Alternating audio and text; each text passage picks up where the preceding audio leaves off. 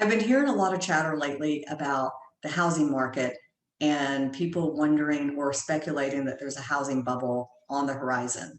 So I wanted to address that head on today and just share with you the differences between the last time there was a housing bubble and today's environment.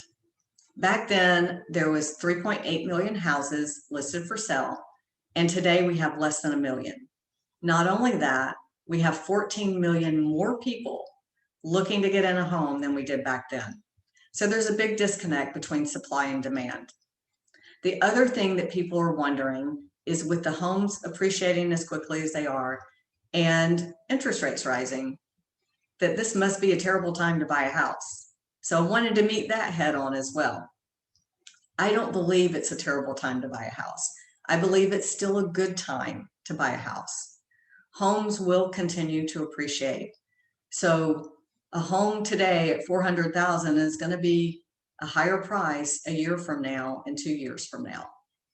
We don't know what's going to happen with interest rates in the future, but yes, they are rising right now today. And if we were to assume that they would stay at the current levels, then we have to remember that the current levels are more of a return to normalcy because the last decade plus, we've been experiencing utopia. We've had artificially low rates because the Fed was pouring money into the bond market and the treasury and the mortgage-backed security market.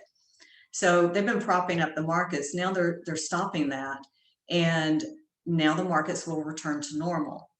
Yes, we've got inflation, and inflation drives interest rates. So once inflation moderates, we should see rates moderate. So back to the question, does it make sense to buy a house? Well, I think it does. And the reason being is because I would rather buy at today's prices than next year's prices or the year after that. We will see home prices continue to appreciate, just not as quickly. I would rather buy now at today's rates, at today's prices, and be the beneficiary of whatever the appreciation rate is going to be in the months and years to come. So does it make sense to buy a house?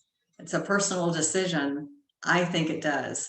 If I can help you sort through your figures, your numbers, and see if it makes sense for you, I'd be more than happy to do so. So give me a call and let me know. Let's talk.